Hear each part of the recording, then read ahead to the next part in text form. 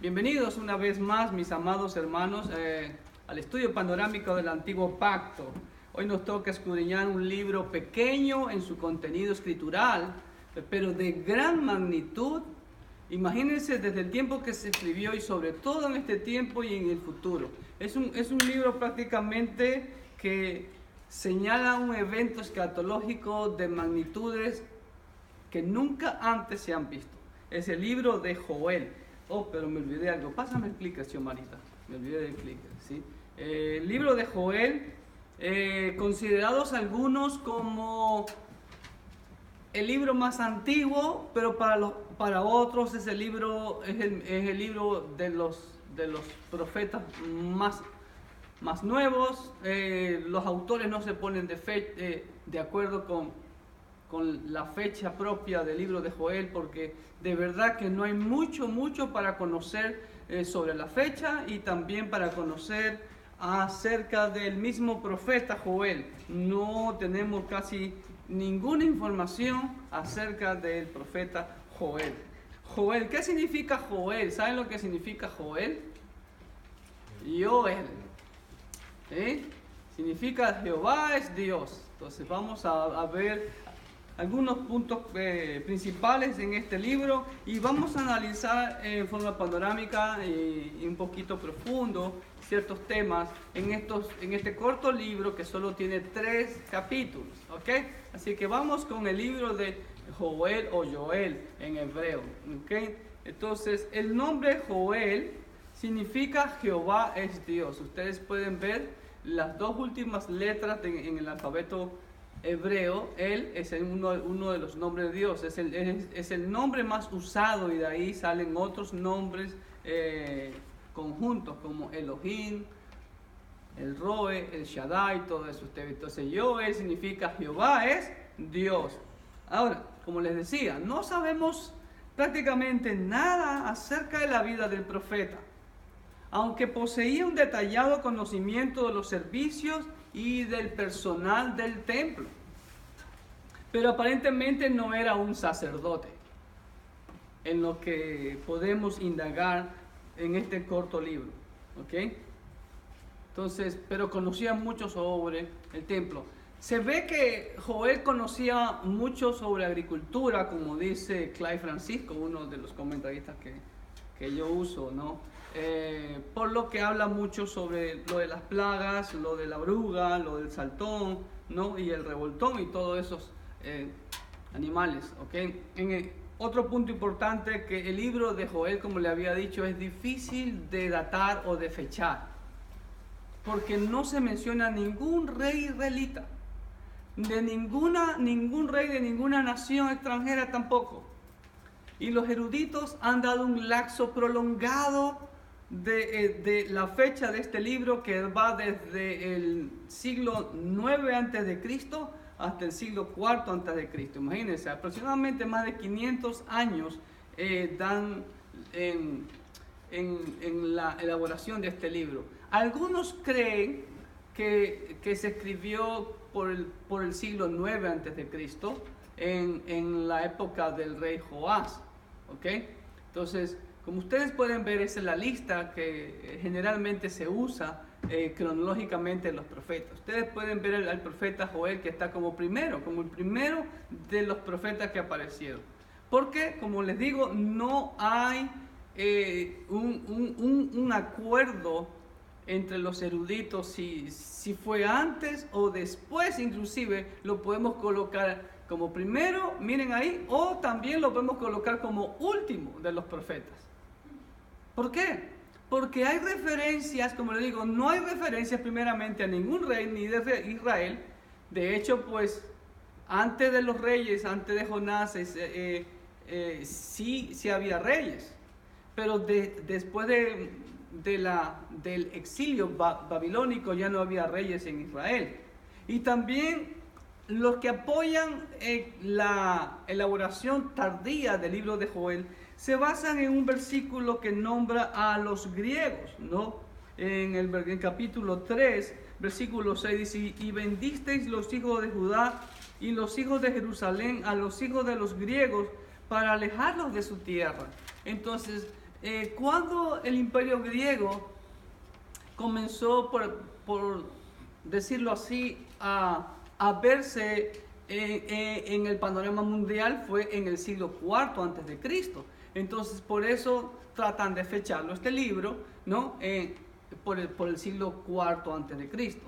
Pero los eruditos que apoyan esta posición de que Joel es el más antiguo, se basan en que Joás, que fue el rey de ese tiempo, era un niño. ¿Y quién era el que prácticamente gobernaba? O el regente, o el tutor, o el mentor de él. ¿Alguien se acuerda? El sumo sacerdote. ¿Cómo se llamaba ese sumo sacerdote? Joiada. ¿Ok?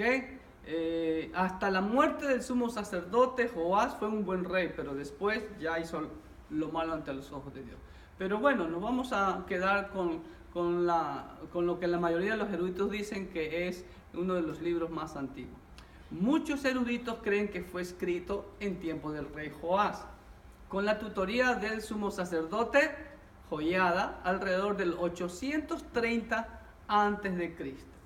Entonces, si lo colocamos a Joel en este tiempo, entonces vamos a ver que es el primer profeta que escribió. ¿Ok? ¿Cuál es el tema central del libro de Joel?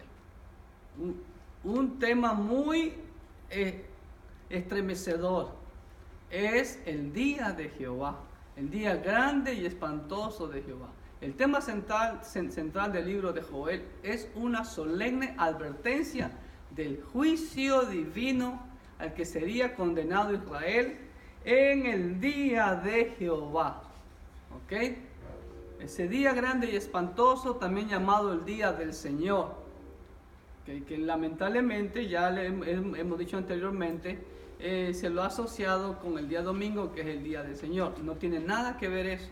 El día del Señor es un tiempo escatológico que está por cumplirse.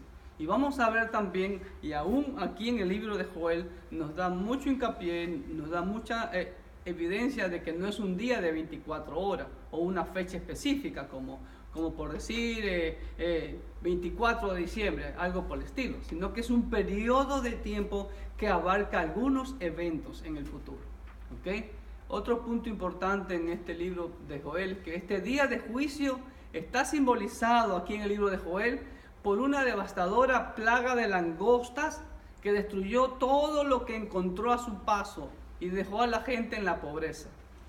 Pero a la vez, esta plaga señala hacia una época de final destrucción que habrán de soportar. ¿Quiénes, hermano? ¿Ah? ¿Quiénes van a soportar el día de Jehová? Las naciones incrédulas. Eso, Xiomarita. Todas las naciones incrédulas y rebeldes. ¿Ok? Inclusive todas aquellas naciones que hicieron daño a Israel durante toda la historia. Bueno, lo vamos a ver aquí en este pequeño libro. Otro punto importante, punto G, el estilo de Joel es clásico. Es muy parecido el estilo de la escritura de Joel al del profeta Amós y Miqueas. Entonces, algunos piensan, o Joel copió en gran parte de profetas anteriores a él, o Joel fue la fuente de ellos, porque las afinidades literarias son muy, muy parecidas, son innegables, ¿ok? Entonces, lo mismo pasa con algunos libros del Nuevo Pacto, ¿ok? H, como en todo libro de la Biblia, aquí vemos a nuestro Señor Jesucristo como ¿quién? ¿Cómo que hace el Señor Jesucristo? Lean, miren en su hojita, completen. En Joel vemos al Señor Jesucristo como el que, con Espíritu Santo y fuego. ¿Qué hace el Señor Jesucristo? ¿Qué están viendo ahí? Bautiza con Espíritu Santo y fuego. Gracias, hermano José. Porque aquí vemos la profecía del derramamiento del Espíritu Santo. Y el Señor lo prometió que Él nos iba a bautizar con Espíritu Santo y fuego. Y podemos bosquejar el libro de Joel en 4 partes. Número 1, la plaga de langostas como tipo del día de Jehová. O sea, eso que aconteció en tiempos del profeta Joel es un tipo de lo que va a ocurrir en el futuro, que el Señor a mandar sus juicios y no va a quedar absolutamente nada. ¿Ok? La segunda parte es un llamado al arrepentimiento a la nación de Israel. Y por ende pienso yo también a todos los incrédulos. La tercera parte son promesas de lluvias de bendición. ¿Cómo vienen las bendiciones? ¿Cuándo vienen las bendiciones? Cuando obedecemos. Exactamente, Camilita. Cuando obedecemos viene la bendición. Sin obediencia no hay bendición. Hay castigo. Y cuarto, al final vemos el triunfo final de Jehová en el día de Jehová. Ok, entonces ahora sí, acompáñenme en sus Biblias, por favor, porque prácticamente vamos a leer todo este capítulo en forma breve. Nos vamos a saltar algunos versículos. Y lo primero que vemos en los primeros 3 versículos, o en los primeros 4 versículos, dice: oíd esto, ancianos, y escuchad todos los moradores de la tierra. ¿A quién se dirige primeramente Joel? En el versículo 2. A ver. A los ancianos. A los líderes, correcto, Nelson. Primero a los líderes, a los encargados de dirigir al pueblo. Oigan, ¿sí? Líderes espirituales, y escuchad. Es una orden. Todos los moradores de la tierra. Es un mensaje para todo el mundo. ¿Ha acontecido esto en vuestros días o en los días de vuestros padres? No. Pero de esto que iba a ocurrir, contaréis a vuestros hijos, y vuestros hijos a sus hijos, y sus hijos a las otras generaciones. Lo que quedó de la oruga comió el saltón, y lo que quedó del saltón comió el revoltón, y la langosta comió lo que del revoltón había quedado. Miren el tamaño de lo que son las langostas. Miren que devastan todo, hermano. Increíble. Y ustedes pueden ver aquí una plaga de langostas. Devora con todo. Entonces vemos en los primeros 4 versículos la devastación que menciona Joel es incomparable y sin precedentes. Significa, nunca antes ha habido una devastación tan grande como esa. El Señor lo dijo: no, vendrá una tribulación como nunca antes ha habido en la tierra. Hemos tenido tribulaciones grandes, guerras mundiales, ¿ok? Seguimos todavía espantados con la Segunda Guerra Mundial, con el Holocausto que le llamamos. Pero, hermano, como yo siempre he dicho, eso no nos llega ni a los talones de lo que va a venir en la gran tribulación. ¿Ok? En los versículos del 5 al 12 vemos la desolación. Es descrita de diferentes formas. Despertad borrachos y llorad, gemid todos los que bebéis vino a causa del mosto, porque es quitada de vuestra boca. ¿Ok? Y da una serie de formas en las que todo va a ser devastado. Entonces la desolación es descrita de diferentes formas, de los versículos 5 al 12 del capítulo 1. En el versículo 13 y 14, nuevamente, mire lo que dice el Señor a través de Joel: ceñíos y lamentad, sacerdotes. Nuevamente, ¿a quién se dirige primero? A los sacerdotes, a los líderes espirituales. Gemid, ministros del altar, venid, dormid en silicio, ministros de mi Dios, porque quitada de la casa de vuestro Dios la ofrenda y la libación. Proclamad ayuno, convocad asamblea, congregad a los ancianos y a todos los moradores de la tierra en la casa de Jehová vuestro Dios, y clamad a Jehová. Hermano, ese es muy al punto en estos días. Llamado a buscar a Jehová.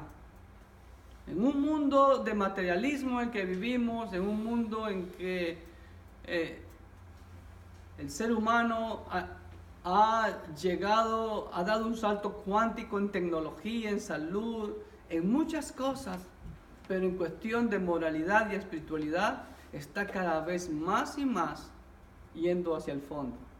¿Ok? de los versículos 15 al 20 es un presagio del día de Jehová.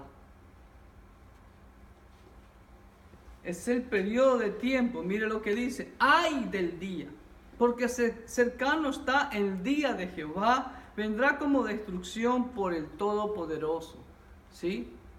Es el periodo de tiempo cuando Dios haya hecho finalizar el día del hombre, el tiempo de los gentiles, como el Señor Jesucristo lo dice. Y el Señor va a tomar el control de su creación, de este planeta, ¿sí? Y va a derramar sus juicios sobre toda la humanidad incrédula y rebelde. Apocalipsis 6:17 dice: porque el gran día de su ira ha llegado, y ¿quién podrá sostenerse en pie? Hasta ahí llega el capítulo 1. Entonces, con ese presagio del gran día de Jehová. Y hermano, si ubicamos a Joel en el siglo 9 antes de Cristo, ¿cuántos siglos han pasado? 29 siglos. Y todavía el mensaje del Señor está latente más que nunca hoy en día. Amén. Número 2, capítulo 2. Vamos a entrar al capítulo 2 y vamos a ver que el día de Jehová es inminente y terrible. Hermano, tocad trompeta en Sion y dad alarma en mi santo monte. Tiemblen todos los moradores de la tierra, porque viene el día de Jehová, porque está cercano. Hermano, miren, está cercano el día de Jehová. Joel lo anunció hace 29 siglos atrás, 2900 años atrás, o 2400, 2500 años atrás, y dice: está cercano. Muy cerca está. ¿Por qué dice está cercano? Recuerden el principio que siempre vemos. En la eternidad de Dios ya todo esto ha sido consumido, consumado, realizado, hecho. ¿Ok? Día de tiniebla y de oscuridad, día de nube y de sombra, como sobre los montes se extiende el alba. Así vendrá un pueblo grande y fuerte, y semejante a él no lo hubo jamás, ni después de él lo habrá en años de muchas generaciones. Delante de él consumirá fuego, tras de él abrazará llama, como el huerto del Edén será la tierra delante de él, y detrás de él como desierto asolado, ni tampoco habrá quien de él escape. ¡Wow! Así que es terrible el día de Jehová. ¿Ok? ¿Quién podrá soportarlo? El ángel dice en Apocalipsis 6:17: porque el día de su ira ha llegado. ¿Quién podrá mantenerse en pie? Solo por la misericordia de Dios, Dios deja siempre un remanente. Correcto. Otro aspecto que vemos aquí en los versículos 12 al 17 es un llamado al arrepentimiento. Llamado al arrepentimiento. Escúcheme bien: a toda alma, hermanos queridos. Algo muy importante que lamentablemente hemos hecho por siglos y seguimos haciéndolo es marginamos a nuestros niños de nuestros servicios y los llevamos a un lugar para entretenerlos. Pero en la sinagoga no había clase para niños, todos estaban ahí. En el templo no había clase para niños, todos estaban ahí. El día que Nehemías hizo leer la ley de Dios, todos los niños estaban ahí. Miren lo que dice el versículo 12. Por eso pues ahora dice Jehová: convertíos a mí con todo vuestro corazón, con ayuno y lloro y lamento. Rasgad vuestro corazón y no vuestros vestidos, y convertíos a Jehová vuestro Dios, porque misericordia es y clemente, tardo para la ira y grande en misericordia, y que se duele del castigo.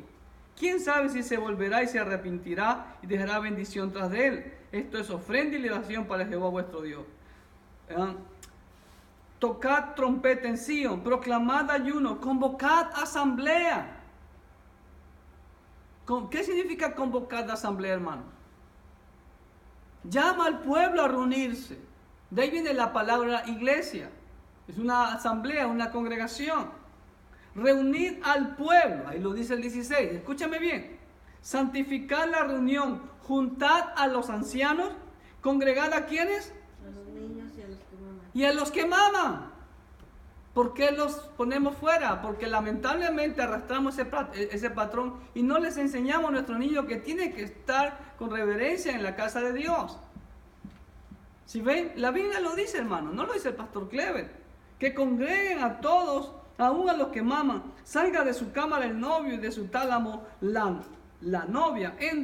Entre la entrada y el altar lloren los sacerdotes, ministros de Jehová, y digan: perdona, Jehová, a tu pueblo, y no entregues al oprobio tu heredad, para que las naciones se enseñoren de ella. ¿Sí ven? En toda la Biblia vemos eso, hermanos queridos. Pero lamentablemente, ¿por qué esta nación se ha vuelto incrédula? ¿Por qué? Porque comenzaron a entretener a los niños y cuando ya llegan a la universidad se pierden. ¿Por qué? Porque no han tenido bases, porque su fundamento o han puesto su casa sobre la arena y no sobre el fundamento firme que es la palabra de Dios. Ahora, ese es trabajo de la iglesia, es trabajo en casa.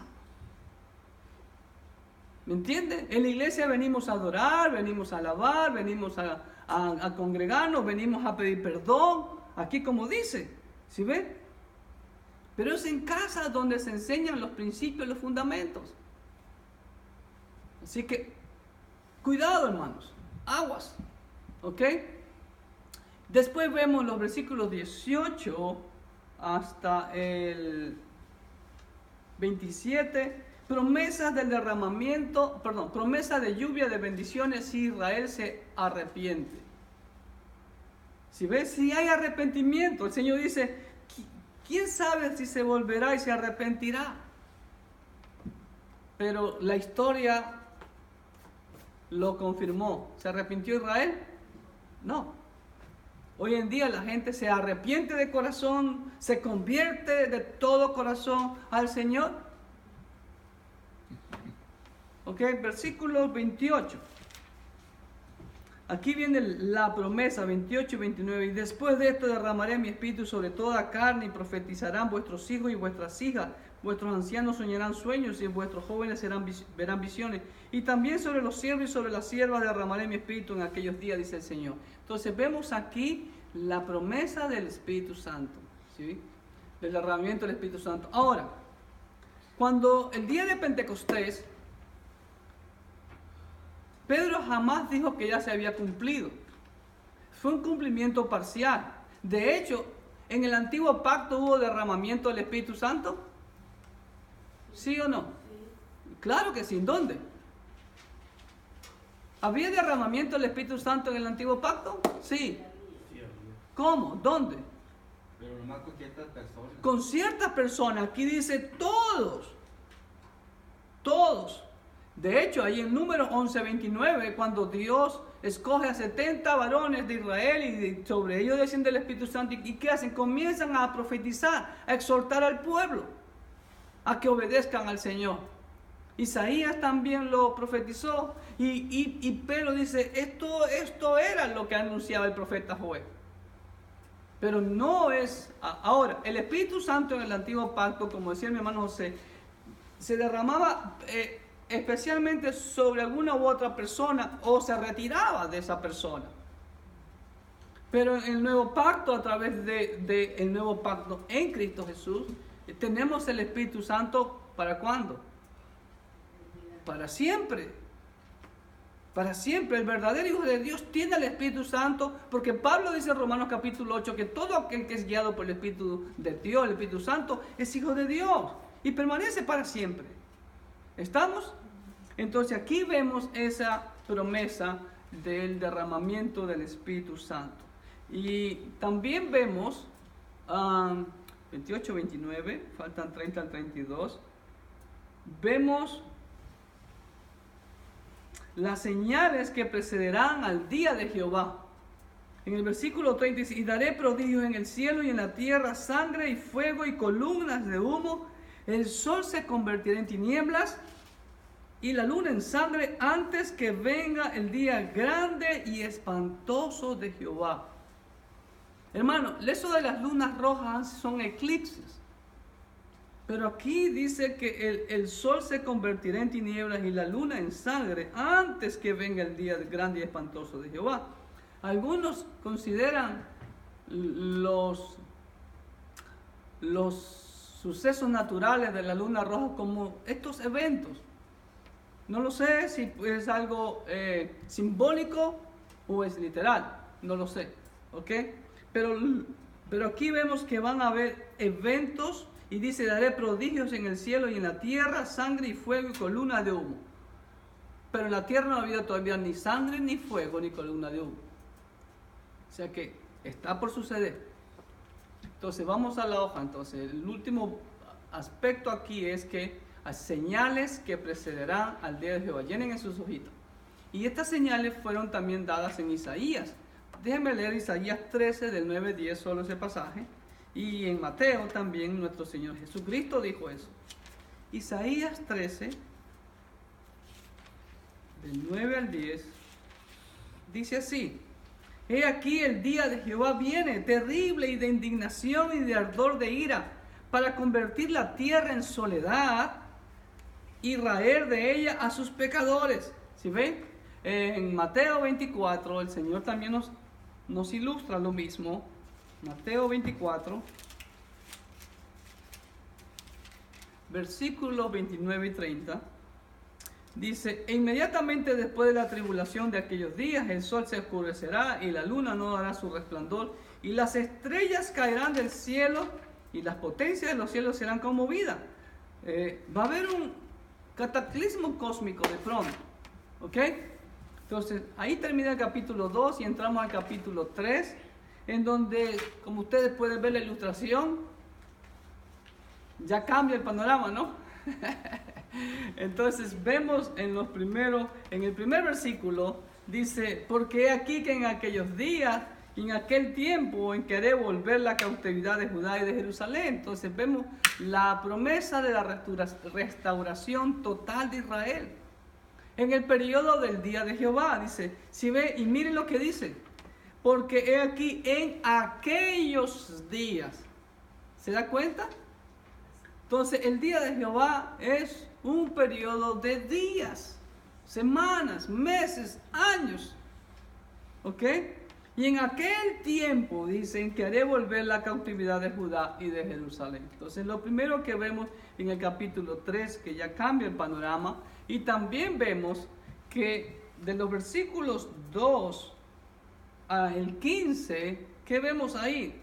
Reuniré a todas las naciones y las haré descender al valle de Josafat, y allí entrarán en juicio con ellas, entraré en juicio con ellas a causa de mi pueblo y de Israel mi heredad, a quien ellas se esparcieron entre las naciones y repartieron mi tierra, y echaron suerte sobre mi pueblo, y dieron los niños por una ramera, y vendieron las niñas por vino para beber. Y también, ¿qué tengo yo con vosotras, Tiro y Sidón, y todo el territorio de Filistea? ¿Queréis vengaros de mí? Y si de mí os vengáis, ¿quién bien pronto haré yo recaer la paga sobre vuestra cabeza? Etcétera, etcétera, etcétera. Entonces, vemos aquí, ¿cuál es el valle de Josafat, hermano? El valle de Megiddo. El valle de Megiddo. ¿Qué otro nombre tiene también ese valle? Armagedón. Megiddo o Armagedón. Es lo mismo. ¿Qué otro? Valle de Josafat, ¿qué otro nombre tiene? Yo lo he dicho muchas veces. Y aquí está, lea por favor en el versículo 14. Mire lo que dice el versículo 14. Vamos a leer desde el 13. Dice: echad la hoz porque la mies está madura. Venid, descended porque el lagar está lleno. ¿A qué le recuerda eso? Apocalipsis 19. ¿Ok? Rebosan las cubas porque mucha es la maldad de ellos. Muchos pueblos, ¿en dónde? En el valle de la decisión. Porque cercano está el día de Jehová en el valle de la decisión. Entonces, ¿cómo se conoce Armagedón? El valle de Josafat y el valle de Armagedón. Vamos al ojito. Entonces, ya vimos, ¿no? La restauración total de Israel y derramamiento del juicio de Jehová sobre las naciones incrédulas y rebeldes. En el valle de Josafat o Valle de la Decisión, o Armagedón, o Megiddo. Ar-Megiddo es en hebreo, significa Armagedón, o el Valle de Megiddo. ¿Okay? Por el mal hecho a Israel. Y vemos ahí algunos pasajes solamente, ¿no? Zacarías 12, vamos a leer Zacarías 12. Apocalipsis 16 y 19 es prácticamente lo que habla sobre la batalla de Armagedón. Zacarías 12:3 dice: He aquí yo pongo a Jerusalén por copa que hará temblar a todos los pueblos de alrededor contra Judá, en el sitio contra Jerusalén. Y en aquel día yo pondré a Jerusalén por piedra pesada a todos los pueblos, todos los que se la cargaren serán despedazados, bien que todas las naciones de la tierra se juntarán contra ella. Ese día está próximo, hermano. ¿Sí? ¿Ok? ¿Qué más tenemos en el capítulo 3? Por último, Jehová restaurará finalmente a Jerusalén, a Israel, a Judá, a todo Israel, en la manifestación de su reino. Después de que el Señor derrame su ira en el día de Jehová, de acuerdo al libro de Apocalipsis, ¿qué viene a continuación? El milenio. ¿Y quién va a destruir a todas esas naciones rebeldes? Cristo, en su segunda venida, ¿ok? Con todos sus santos, en la batalla de Armagedón, como vemos en Apocalipsis 19. Ahora, ¿cuáles son las enseñanzas, hermanos, de este libro de Joel? Específicamente, hermanos queridos, la devastación de la plaga es una muestra de lo que vendrá en el futuro. Y miren desde hace cuánto tiempo Jehová lo viene anunciando. Pero el ser humano no le cree al Señor. Y cuando eso ocurra, como dice el libro de Apocalipsis, la gente querrá morirse. No podrán, sino que van a experimentar el juicio de Dios. Si usted aún no ha entregado su vida a Cristo, no espere ese momento. Y como dice aquí, ese día espantoso y terrible es inminente, puede venir en cualquier momento, está cercano. Y de hecho, de acuerdo a todas las señales que el Señor nos ha dado en su palabra, ese día realmente está a las puertas. Así que no espere ese día. Si usted aún no ha entregado su vida al Señor, entréguela, conviértase, como dice aquí Joel, un llamado a convertirse de corazón para que usted no experimente el día de Jehová, el día grande y terrible de Jehová. Es el deseo de Dios para su vida y el deseo de este servidor y de todos los hermanos que estamos aquí presentes. Que Dios le bendiga ricamente.